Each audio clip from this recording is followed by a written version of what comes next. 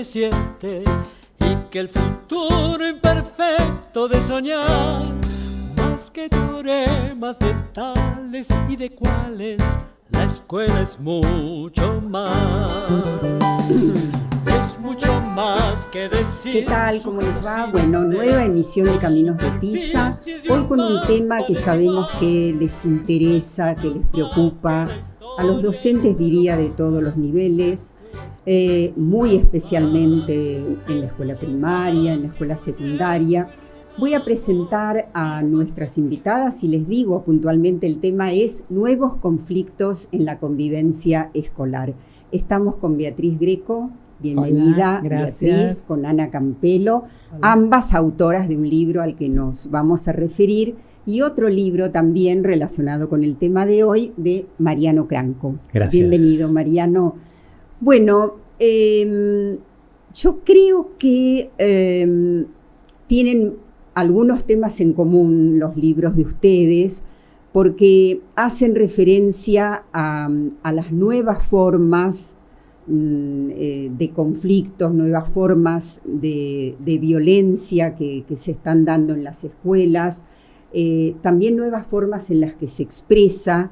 Y lo que primero quería preguntarles es ¿a qué lo atribuyen? ¿A qué atribuyen que haya nuevos conflictos y nuevas formas de expresión? Beatriz. Mira, por supuesto, como sabemos, las épocas cambian, las condiciones en que los seres humanos nos encontramos en las familias, en las escuelas, en todas las instituciones, se transforman. Y hay algo del lazo social que se ha visto como distendido, si querés. La pandemia, además, hizo lo suyo.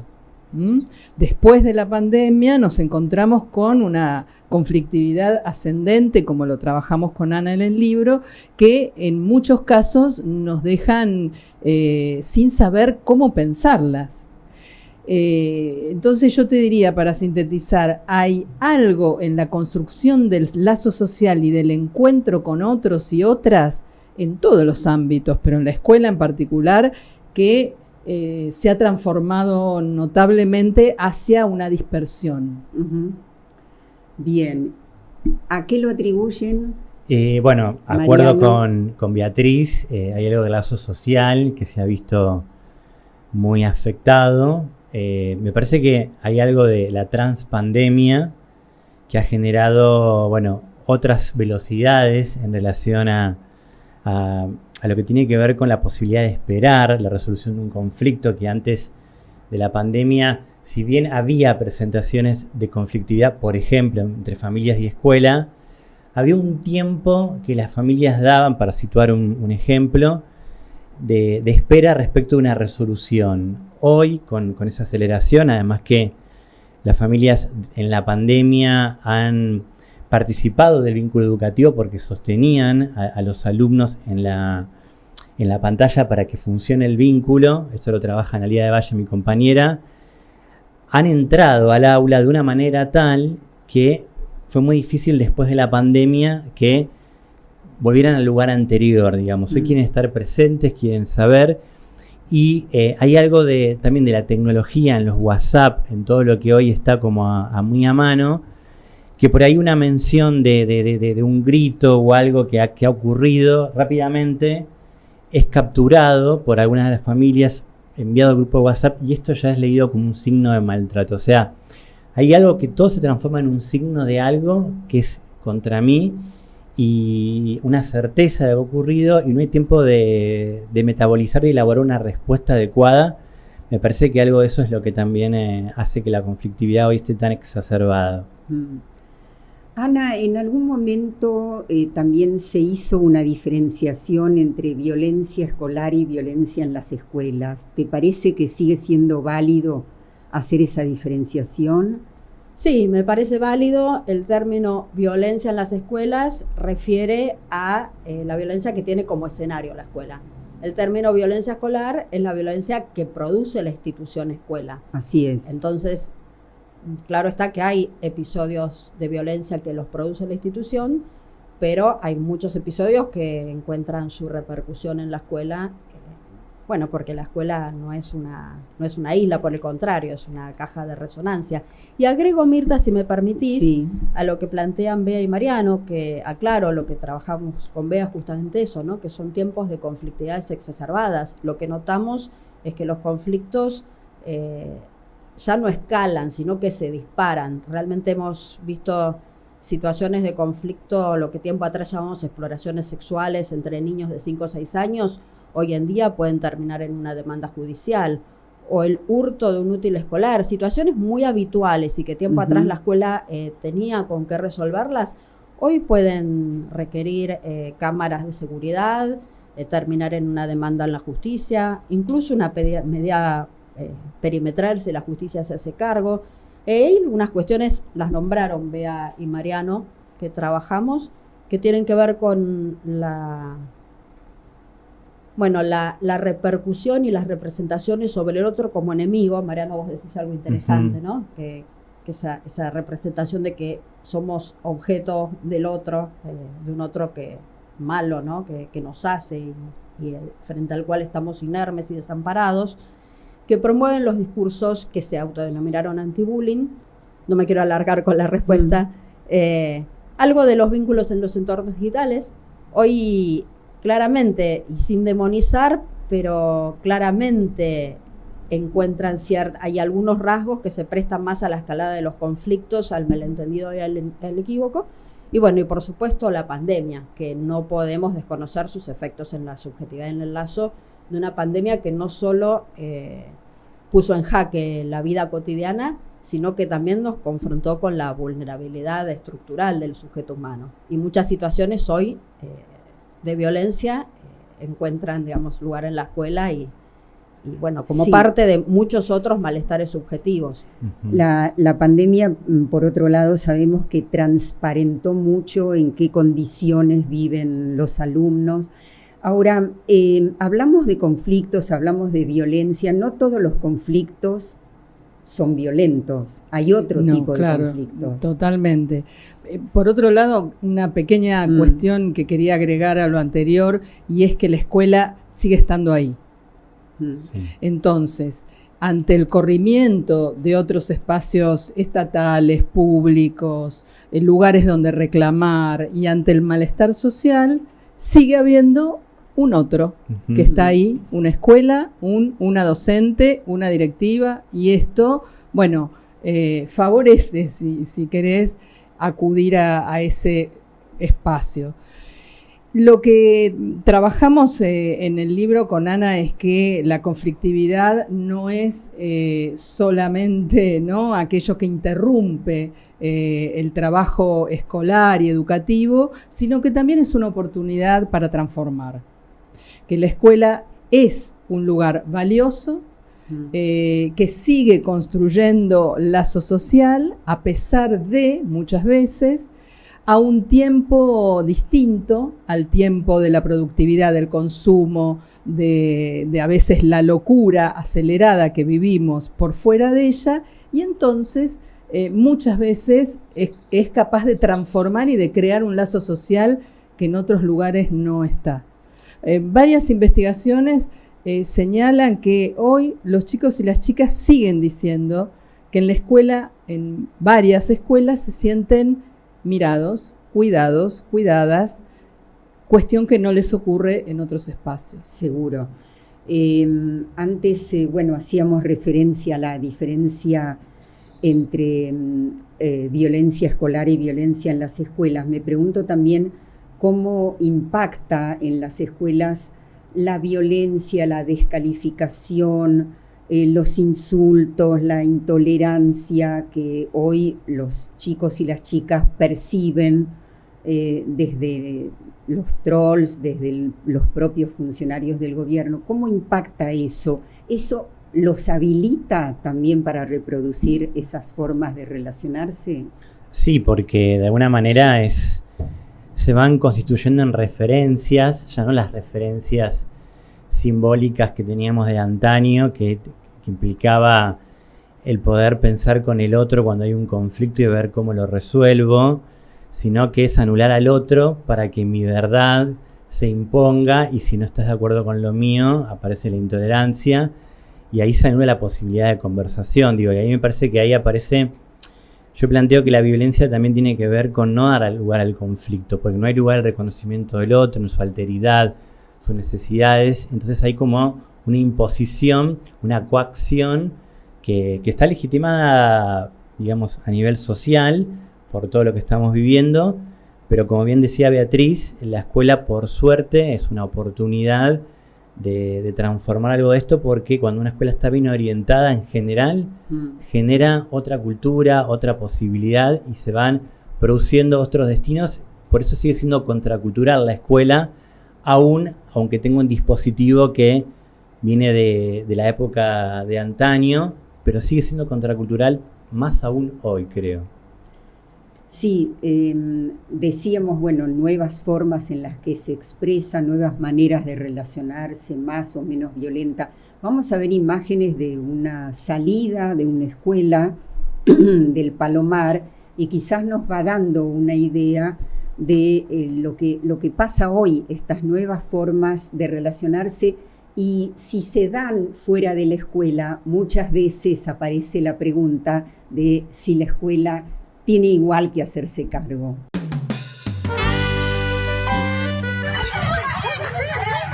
Mujeres tirándose del pelo, arrastrándose. Hombres tirándose, incluso con objetos, se tiran cosas, palos, piedras.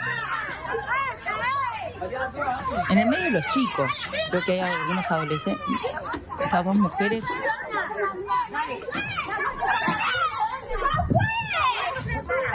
Todo fue en la esquina del colegio 53 de El Palomar.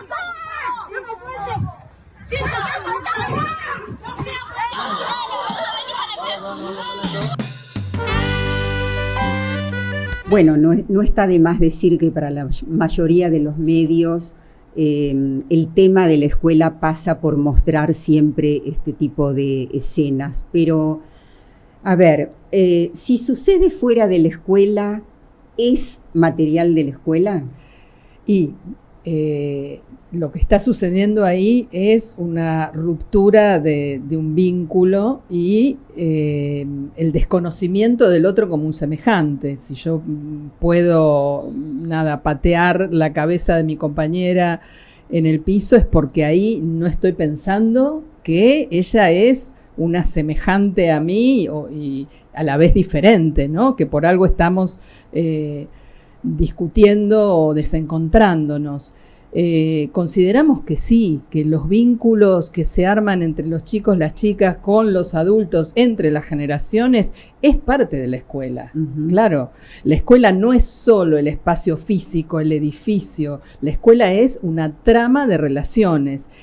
Y lo que hemos confirmado, pero lo venimos haciendo desde hace mucho tiempo, es que cuando hay un trabajo en esa trama de relaciones con dispositivos muy específicos, que bueno, con Ana hemos desarrollado, que son dispositivos de convivencia, consejos de aula, participación de los chicos y las chicas en proyectos interdisciplinarios, bueno, multiplicidad de dispositivos que colaboran a armar unos vínculos que son, como decía Mariano recién, de espera, de escucha, de poder trabajar con un otro u otra que no piensa como yo, una demora necesaria que la escuela pone a esta especie de vorágine de un mundo social alterado. Mariano, vos te referís mucho en tu libro a los acuerdos de convivencia. Me gustaría que hagas referencia. En algún momento, recuerdo también cuando se comenzó con esto, con que los alumnos elaboren sus propias normas de aula. ¿Qué lugar ocupa el docente? Porque recuerdo que hubo muchísimos ejemplos en los que las sanciones que proponían los alumnos eran absolutamente exageradas. Entonces, tomemos esto. ¿Qué aportan estos acuerdos de convivencia y cuál es el rol del docente? Bueno, el acuerdo de convivencia es la oportunidad que tienen los alumnos, en principio, de poder participar de forma democrática. Llegar a un acuerdo es muy difícil porque implica escuchar, argumentar, sentar posiciones, y todo eso es un ejercicio y una práctica que no viene dada, que hay que fomentarla desde la escuela.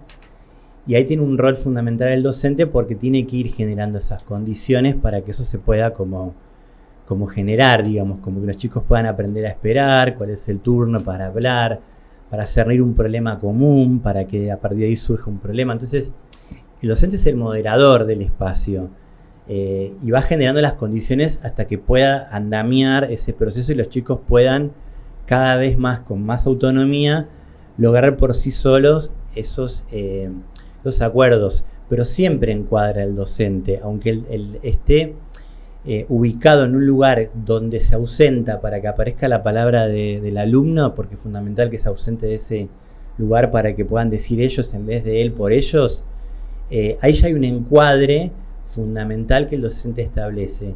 Y sobre todo con esto que vos traías, ¿no? Que muchas veces los chicos proponen cuestiones muy punitivas, y no solamente punitivas, sino que establecen acuerdos desde lugares muy prohibicionistas, ¿no? Cuesta lo propositivo, el pensar en instancias de reparación, donde no se busque penar o castigar al que hizo una ruptura del acuerdo, sino que se inste la reflexión y cómo lo puede reparar y cómo lo podemos acompañar. Entonces, ahí el rol del adulto es fundamental porque va mediando en esa interacción que se va generando entre los alumnos, llevando para un lugar o para otro cuando ve que la orientación no es la que colabora con esa participación colectiva. Bien, y te pregunto, Ana, ¿hay algo así como un olfato docente, una intuición, un conocimiento también que permite anticipar los conflictos? Creo que hay un saber hacer docente, ¿no? Sin embargo, también creo, lo que hemos visto, estuvimos con Beatriz hasta el año anterior en el área de convivencia escolar del Ministerio de Educación de la Nación, y lo que hemos visto que muchas veces los docentes quedaban sorprendidos por la escalada, la disparada, ¿no? Y en muchas oportunidades, Mariano, como comentás, estaban trabajando con las familias, creían que iban a llegar a buen puerto, un buen diálogo, y una de las familias en simultáneo hacía la denuncia en la justicia. Entonces, si bien creo que hay un saber hacer con los docentes y que claro está que la escuela, que tiene un trabajo en torno a la convivencia, acuerdos escolares, espacios de participación, que está atenta a los vínculos, a la hora que emerge un conflicto siempre va a estar mejor posicionada para afrontarlo, pero también es cierto que hemos visto muchas situaciones que sorprendieron en algún punto a las escuelas, a los equipos de orientación que las acompañan. Creemos que son tiempos, digamos, que la conflictividad en algún punto se erige como signo de la época y que sorprenden bastante. Y otro tema que también sorprende es el tema de las redes. La pregunta que vos hacés, Mirta, de si corresponde o no intervenir a la escuela, también se hace en función de las redes. Hoy en día muchos conflictos comienzan en los confesionarios y luego no transitamos una vida online y otra offline, sino que son una continuidad y cada vez más. Entonces, lo que sucede en las redes tiene su repercusión en la escuela y viceversa, y tiene su continuidad. Entonces, en algún punto se prestan para la difusión de los hechos de violencia y el dolor, digamos, la capacidad de réplica de las redes y la permanencia en el tiempo también, ¿no? Porque sabemos que en Internet no hay derecho al olvido. Y eso muchas veces también deja con cierta sorpresa, digamos, a los docentes, un poco por fuera del olfato que me preguntás.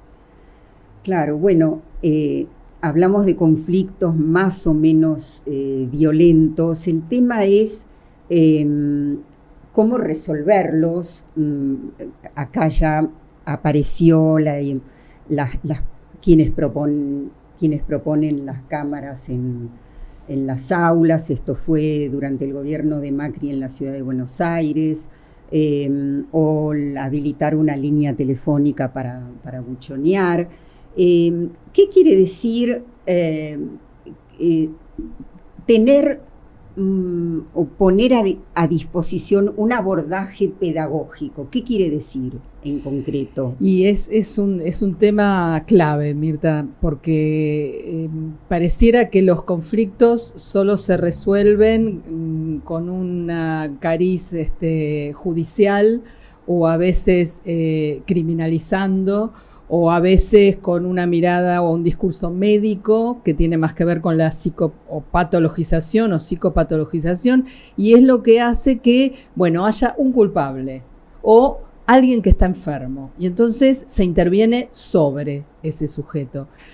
Es fundamental pensar que ahí hay una institución, entonces hay un hacer escuela. ¿Hacer escuela qué quiere decir? Que la escuela no está hecha. Tenés el edificio, tenés las aulas, tenés el mobiliario, los cargos docentes, pero luego, cada día, esa escuela se teje, se desteje, y eso requiere de intervenciones que llamamos en el libro institucionales. Esto quiere decir no fijezas, ya está hecho el acuerdo de convivencia, ya está escrito, está en el cajón del directivo o del asesor pedagógico y listo, sino que es un permanente hacer. Y entonces, incorporar a la conflictividad como parte de la realidad escolar hoy, en un sentido, si querés, positivo. Es una oportunidad para ver qué emerge ahí y hacer con eso. ¿Hacer distinto que antes?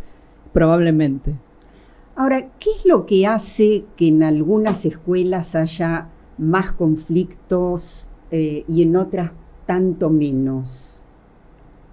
Para mí tiene Porque que ver... no es igual en todas las escuelas. No. Tiene que ver mucho con cómo se gestionan los lazos, es fundamental cómo funcionan los roles directivos, en cómo van creando tramas dentro de la escuela donde se produzcan condiciones para que se vaya pensando en conjunto y haya un mismo criterio de intervención. Tiene mucho que ver con la posición que asumen los docentes respecto de cómo comprender un problema, si lo ubican que es del alumno o si lo ubican que es del lazo, ya tiene que ver con él y de qué manera él puede repensar alguna estrategia que permita otra posibilidad de intervención. Yo planteo mucho que si lo pensamos como demanda no formulada por vía de la palabra, ya pensamos en una demanda en cuando hay una situación de violencia o de conflicto, con lo cual me toca a mí, si es una demanda que no está bien formulada, hacer algo ahí distinto. Entonces, recién escuchaba a Beatriz con lo pedagógico, el abordaje que es fundamental, y me acordaba de una situación donde había alumnas de un 5º grado que se autolesionaban el cuerpo, que es algo muy de época ahora que está ocurriendo también, y que su intervención tenía que ver mucho con cierta bajada que venía de escuchar mucho las emociones individuales de cada una de las alumnas, pero cuanto más escuchaban que había tristeza, más tristes se sentían las alumnas y más se generaba una situación donde ellas se sentían como que quedaba cada vez más impotentes frente a la intervención, porque sentían por momentos que estaban siendo más terapeutas que docentes de los alumnos. Entonces, frente a esta construcción de un problema que es focalizar el individuo para que regule sus emociones y pensar de otra manera la intervención, cuando me acuerdo que planteé acá hay que desemocionalizar la escuela y restituir los afectos pedagógicos. Bueno, pero ustedes ¿qué ofrecen como proyectos para que estos alumnos puedan ubicar otra cuestión que no sea la muerte, que era lo que oscilaba muchísimo en ese grupo de alumnas? Y ahí fue que surgió un proyecto musical donde tenían que poner el cuerpo, que aparte tenía que ver con la semana musical y demás. Y ahí empezaron a poder hacer algo las alumnas a partir de ese vínculo que es pedagógico, porque se ofrece un objeto de la cultura. Y a partir de ese nuevo lazo, de ese proyecto, hubo algo que se dio de esas autolesiones y las docentes sintieron que pudieron operar desde su función como docente. Digo esto porque tiene que ver mucho con lo que decía, con la gestión de los lazos, con la posición, pero también por cómo se piensan los problemas y de qué modo van a ser abordados. Eso creo que hace que una escuela tenga menos conflictos o más en función de cómo está mirando el asunto. Sí, me pregunto si también influye la propuesta pedagógica del docente, si es atractiva, si genera participación en los alumnos, protagonismo, si es rica en recursos. Digo porque hay un tema que muchas veces se dio a conocer, que es qué pasa en las horas libres, y cómo cuando las horas libres son reiteradas, son formas también de abandono, ¿no? Entonces, no sé si no son caldo de cultivo también de conflictos. Sí, en principio acuerdo con lo que están planteando, y las investigaciones sobre violencia lo demostraban las del observatorio, pero también Flaxo, Gino Germani, que la intervención que más se relaciona es, la dimensión que más se relaciona es la intervención del docente. ¿Qué quiero decir con esto? Que los chicos que dicen que sus docentes intervienen, están atentos a sus problemas de convivencia, son los que menos reportan problemas de violencia. Después hay que ver cómo intervenir, porque es cierto que han proliferado estas formas de intervenir punitivas que, lejos de acotar los conflictos, los agravan, ¿no? Y que son iatrogénicas, que apuntan más, que agravan la fragmentación del lazo, que es lo que está a la base de la violencia. Y me parece que el ejemplo que dio Mariano recién está muy bien. Creo que muchas veces las intervenciones siempre son in situ, no hay una forma de intervenir. Como dice Bea, es un enfoque institucional, eso implica una lectura, implica leer la situación, y no hay dos situaciones idénticas, ni hay sujetos idénticos. Pero me parece que muchas veces las intervenciones requieren una vuelta pedagógica. Creo que en este momento de malestares subjetivos post-pandemia, me parece que ofrecer expectativas de futuro a las jóvenes generaciones es fundamental. Que la escuela ofrezca experiencias vivificantes frente a lo mortificante que transitamos es fundamental. Y me preguntabas por las horas libres. Bueno, depende de cómo la gestione la escuela, ¿no? No sé si es específicamente las horas libres, sino más bien sino más bien la desatención o la no mirada, porque la mirada puede ser controladora, pero también hay una mirada de amor, de atención, de preocupación. Y en el ejemplo que trae Mariano hay algo interesante, que es el sentido del lenguaje artístico, ¿sí? Sí. Los lenguajes artísticos en general disponen y proponen conocimientos articulados que permiten, ¿no?, otro destino a esas violencias. Hemos tenido algunos ejemplos en otras provincias con Ana que aludían a esto, ¿no? Chicos en una escuela de arte que rompían el mobiliario escolar.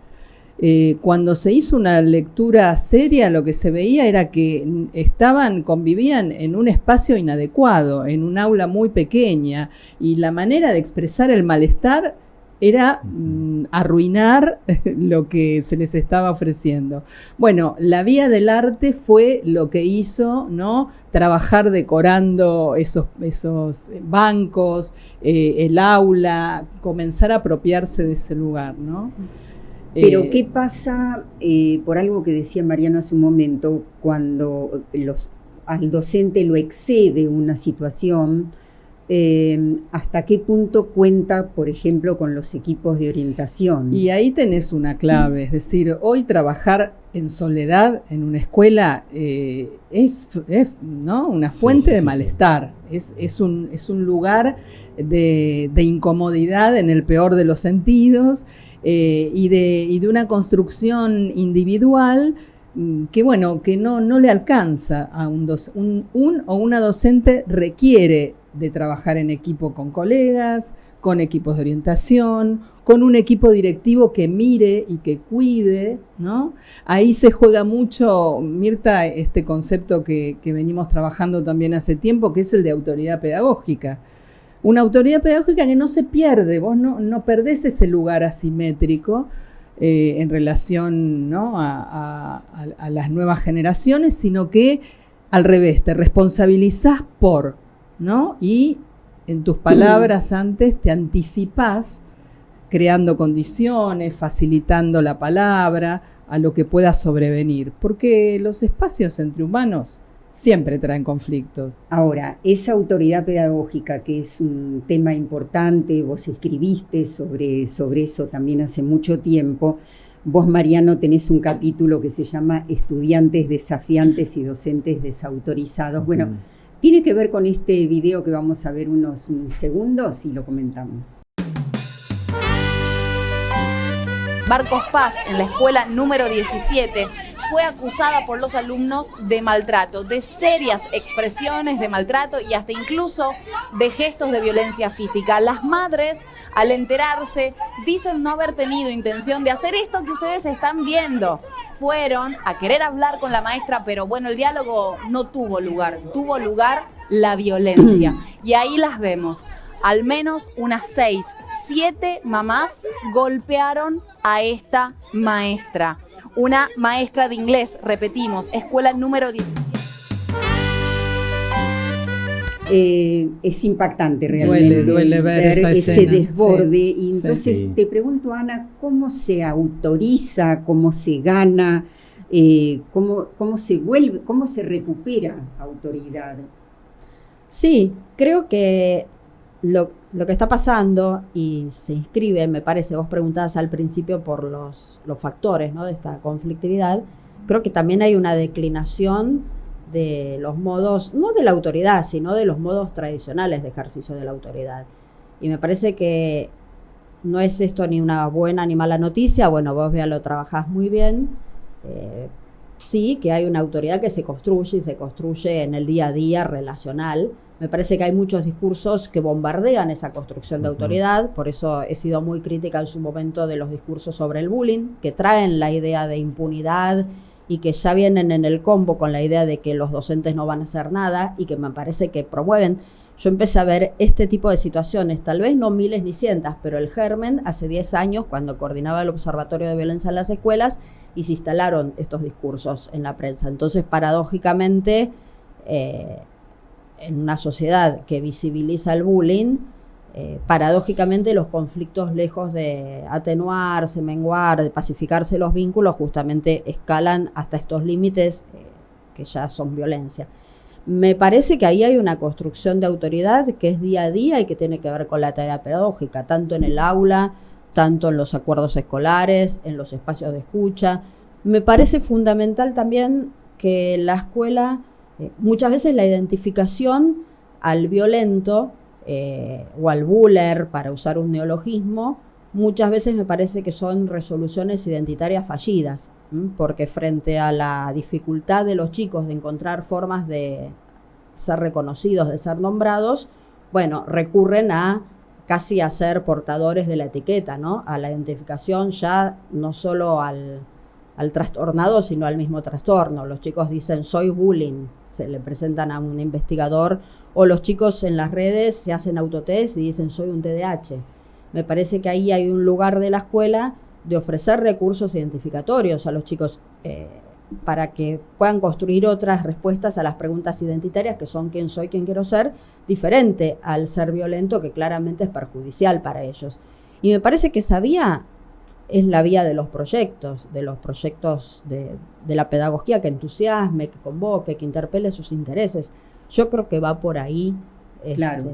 Que tengan sentido para ellos, que se sientan identificados.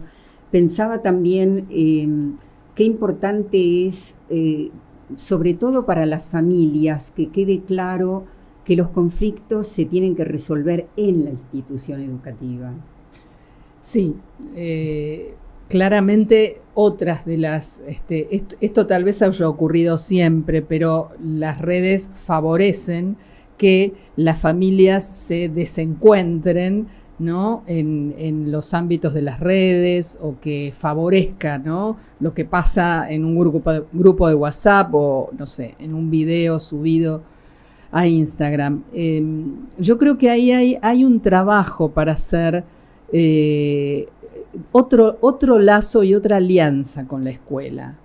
Familia, escuela, ¿no? Es una relación que en general ha sido conflictiva, Claro. y que hoy, lo dijimos hace un rato, bueno, reviste características particulares, pero me pregunto cómo, ¿no?, la escuela puede incluir a las familias en su propio proyecto pedagógico, que formen parte, que participen, que no necesariamente tienen que estar en todos los espacios escolares, porque justamente la escuela es un espacio de afuera de la familia, ¿no?, exogámico, y ahí se encuentran las diferencias. Ahora, ¿cuántos conflictos nos encontramos porque la escuela levanta un muro ante las familias? Por temor, porque quiere evitar denuncias, porque oculta alguna situación difícil, y tal vez sea al revés, ¿no? Sí, o a veces los extremos, ¿no? Las Claro. familias que Totalmente adentro. totalmente adentro o Totalmente a afuera, distancia. claro. Sí, yo recuerdo que una vez en un juego de se va el barco, un barco cargado de, en un taller, una maestra dijo, se va un barco cargado de familias, ¿no? Porque a veces no se sabe encontrar el equilibrio, Claro. justamente. Vos, Mariano, hacés referencia también a la diferencia entre sanción y reparación. ¿Qué sería reparación? Bueno, la reparación primero que está establecido por resolución del Consejo Federal de Educación, Uh-huh. porque como la ley de convivencia no se reglamentó y habla de sanciones pedagógicas, la reparación es, su punto de partida es esa resolución. La reparación es todo aquello que un alumno o una alumna o un grupo de alumnos puede hacer para reparar cierto daño causado a un acuerdo de convivencia. Y la diferencia con la sanción es que la reparación no la decide el adulto, sino que es el propio niño o niña, en el caso de escuela primaria, que piensa de qué modo podría arreglar el daño causado. Y ahí es muy importante el rol del adulto, porque lo que se trata no es tanto de que él sienta que tiene que compensar su falta a la norma con alguna producción, sino más bien cómo va el alumno, porque hay un vínculo de amor previo con la escuela, pensando de qué modo, y tal vez con algún interés propio particular, puede de ese modo aportar algo para eso que construyó él, porque fue parte de los acuerdos de convivencia, digamos, ¿no? Como que es parte de esa resolución.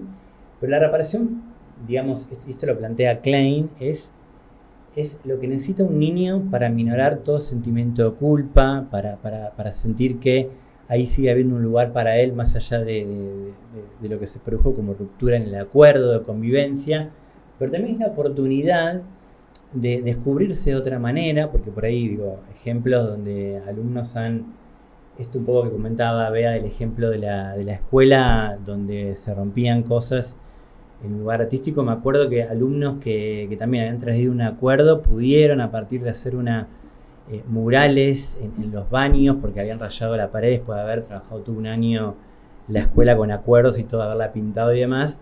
Ellos propusieron, con acompañamiento de la profesora de artes visuales o plástica, pintar murales. Entonces fue una manera de no solamente de reparar al acuerdo, sino de descubrirse haciendo otra cosa distinta, y ahí se vuelven sujetos de la palabra y sujetos de un acto, digamos, ¿no? Dejan de ser objeto de lo que el otro dice que tiene que hacer y pasan a ser sujetos de su propia producción.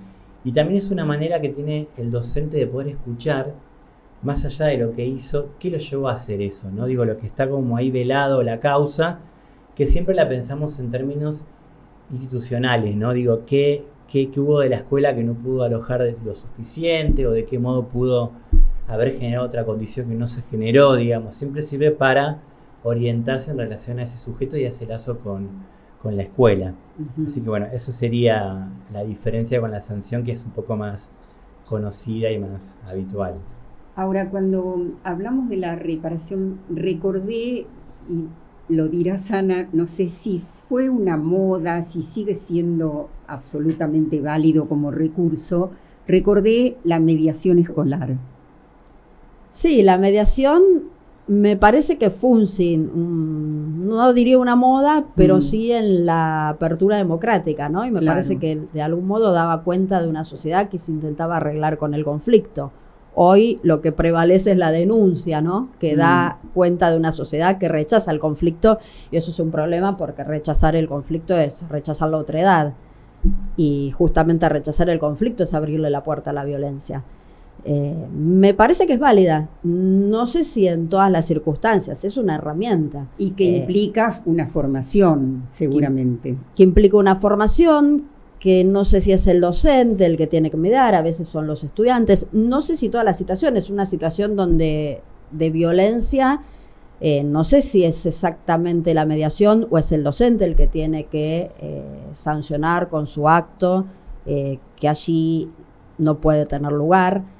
Pero sí me parece una herramienta válida y me parece que es, sin enamorarme particularmente de la mediación, pero me parece que es una oportunidad para justamente lo que Mariano decía al principio, ¿no? El aprendizaje de cuestiones que tienen que ver con la convivencia junto al otro, el diálogo, comprender el punto de vista del otro, argumentar ideas. Bien, ahora, así como la mediación requiere formación, y para ir cerrando, ya vea, me pregunto, la formación inicial de los docentes, ¿hasta qué punto incluye herramientas como para que puedan resolver situaciones conflictivas? Mira, en los últimos años ha habido iniciativas de incluir en la formación docente inicial, desde el mismo momento, en que se amplió la carrera a 4 años, talleres, el taller de ESI en los institutos, ¿no? Aportando otra perspectiva para mirar y acompañar a los chicos y a las chicas.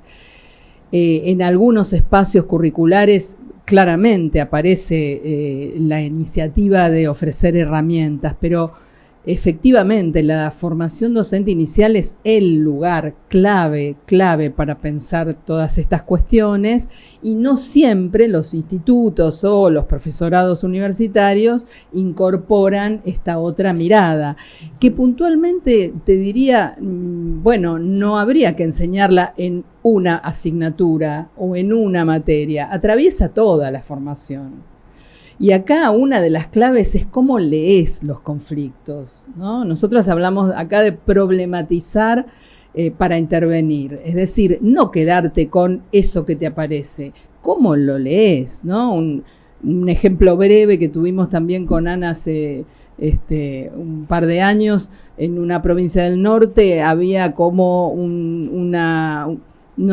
algo masivo en un 7º grado, que los chicos y las chicas empezaron a gritar, a sentirse mal, a manifestar malestares físicos. La lectura inmediata fue del hospital, ¿no? Y se dijo, acá hay que o medicarlos o llevarlos a la salita.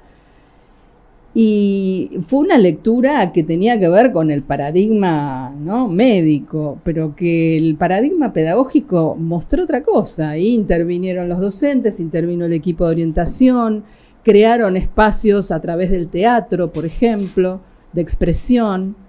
Y esto fue justo después de la pandemia. ¿Cómo no haber esperado que hubiera una manifestación de un malestar físico incluso, que no se sabía cómo encauzar? Bueno, la lectura que hicieron en esta escuela acudió y abrió vías, ¿no?, de construcción que no eran exactamente ponerlos en un consultorio médico o darles algún medicamento. Bueno, tomamos este final tuyo como tu despedida, la tuya, Mariano, antes de ir a la bibliografía. No, yo creo que lo que estamos los tres conversando es que la escuela tiene muchos recursos culturales con los cuales poder hacer un aporte para después de una lectura de qué me quiere decir esa situación de violencia, para que yo pueda leer lo que está de trasfondo, poder ofrecer algo que permita que el malestar se vaya tramitando por otra vía, que no sea el pasaje a la acción, al acto, a lo que vamos a ver en el video, sino más bien a la posibilidad de construir lazo. Entonces yo creo que lo que hay que subrayar es que la escuela sí puede hacer mucho con lo que tiene, El problema, que también creo que lo nombramos, es que hay muchos discursos sociales que tienden a dibujar la escuela cuando aparecen estas cuestiones tendientes a la medicalización, pero también ahora a volverse casi, no sé, un terapeuta emocional por todo lo que escuché individualmente, fuera del rol de alumno, o todo lo que tiene que ver con armar escenas judiciales y desarmar escenas escolares. Entonces, si se arma una escena escolar con lo que la escuela cuenta y está bien orientada, va a poder aportar mucho más que apelando a otros discursos que vienen justamente a obnubilar el camino de abordaje. Así que bueno, eso quería subrayar. Ana. Y yo pienso que en tiempos de fragmentación del lazo, la tentación a quedar capturados por dispositivos de tipo punitivo es mucha. Y me parece que tenemos que estar atentos porque dispositivos que no hacen otra cosa que promover la idea de que el otro es un enemigo, de que los docentes en la escuela no hacen nada para proteger, no logran poner fin a la violencia, por el contrario, la exacerban. Entonces me parece que ya se trate de una macropolítica como una ley, la presión con el Congreso, he estado en el Congreso cuando se sancionó la ley de promoción de la convivencia, la presión por imponer una ley sobre bullying que promueve la denuncia es mucha. Y esto no sucede solo en nuestro país, sucede a nivel mundial. Como así también es mucha la presión que siente una escuela, como dice Bea, muchas veces actúa a la defensiva frente a una posible causa o frente a la presencia de un abogado. Entonces me parece que la tentación de responder con dispositivos punitivos, que en su extremo es llamar a un abogado, pero también pueden ser cuestiones como de la escuela que le dice a un chico, si no te portás bien te voy a hacer una denuncia, o vos no, pero tu padre puede tener un problema legal por esto.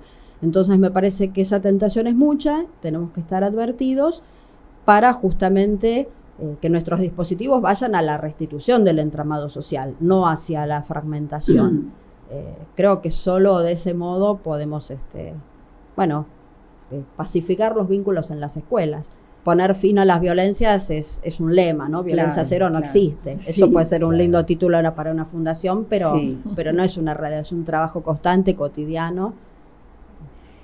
Vos hacías referencia a la formación inicial, pero creo que también es importante recordar cuando en el Ministerio de Educación de la Nación estaba el observatorio, ¿cómo se llamaba? El Observatorio de Violencia en las Escuelas. De Violencia en las Escuelas, para seguir realmente asesorando y colaborando. Y donde vos estás, Mariano, actualmente en la ciudad de Buenos Aires, ¿cómo se llama?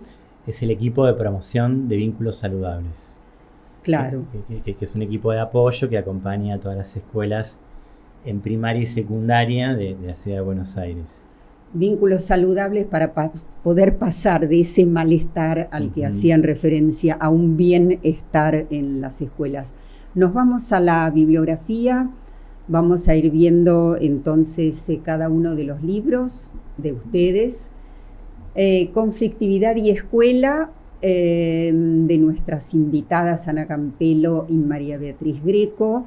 Es un libro reciente, ¿verdad? Tiene unos meses. Unos meses, sí, del año pasado. Bien, y es de la editorial Homo Sapiens. Nos vamos al otro, Violencias, Familias y Escuelas Desbordadas, de nuestro invitado Mariano Cranco, también de la editorial Homo Sapiens, un libro que tiene muchos casos puntuales y la intervención tuya en esas escuelas para abordarlos y resolverlos. Otro más. Bueno, la confianza en los territorios educativos, también de Homo Sapiens. Este libro es reciente, ¿no es cierto? Muy reciente, sí, tiene 2 meses. Tiene 2 meses y nos vamos a referir aparte a este libro, pero está basado en conversaciones o en el aporte que desde hace tantos años viene haciendo Laurence Cornu sobre el tema de la confianza.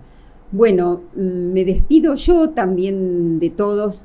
Quería tomar una idea de cada uno de los libros, del de Ana y del de Beatriz, esta idea de tomar la conflictividad como motor de transformación, porque, bueno, la conflictividad surge pero lo que es importante es cómo la escuela la capitaliza, ¿no? Y quería tomar también esta idea del libro de Mariano. Efectivamente, la escuela no es la esquina, no es el barrio, no es la plaza, no es el club. La escuela tiene normativa, y esto es un enorme aprendizaje para los chicos, también poder diferenciar que lo que se hace en otros espacios, en la escuela a veces no se puede. Tiene que cumplir una función formativa. Gracias, hasta la próxima. Más que teoremas de tales y de cuales, la escuela es mucho más. Es mucho más que decir sujeto simple.